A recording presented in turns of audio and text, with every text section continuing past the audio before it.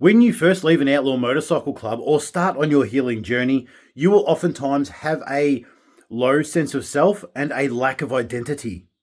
So, to help fill this void and to help create a sense of identity, because when you are healing, your identity does shift and your likes and interests and hobbies will change as well.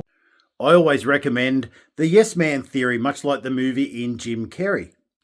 However, this is on a much more practical note in that every time somebody offers you something healthy to do, you say yes, and you have to get out and try all new things, at least one thing a week.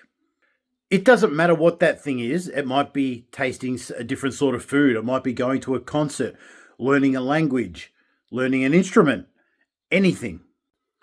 One of the guys in my group this week went and tried Tai Chi, which was one of the things I also tried.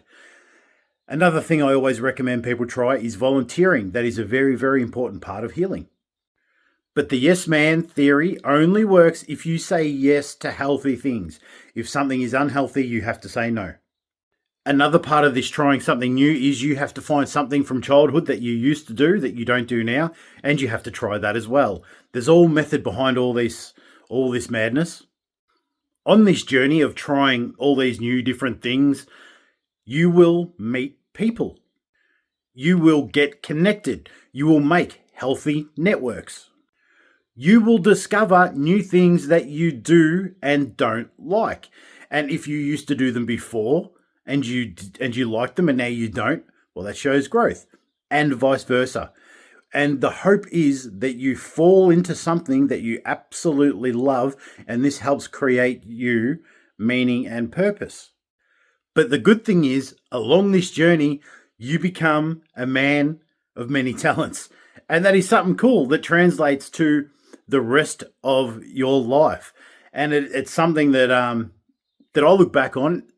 For an example, in my first year of really getting out and trying to heal, I went to something like 30 concerts. I started learning a language. I started learning an instrument.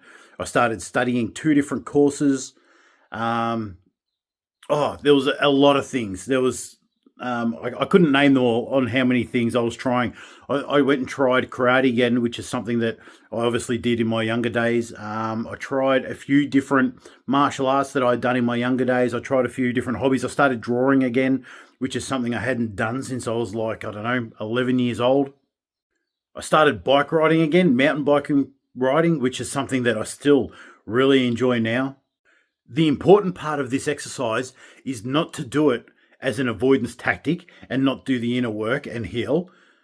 This is an add-on. This is a part of it. This is something tangible that you can do, which will help you become a very interesting person as well. Make sure you're reading books. Make sure you're watching podcasts. And all these things go to help create that identity that may have been lost. Another thing that happens when you're on your healing journey is quite often people tend to become one-sided, a very one-dimensional person. They surround themselves with people who talk about trauma. They only study trauma. They only get involved in trauma. They go and do courses that involve trauma, and all they can talk about is trauma. And being a one-dimensional person is not interesting at all. So I always recommend to do this as well, so that you become a well-rounded person and life doesn't become all about trauma, because there is a lot more to talk about than that. Long story short, try and do something new that you haven't done every week.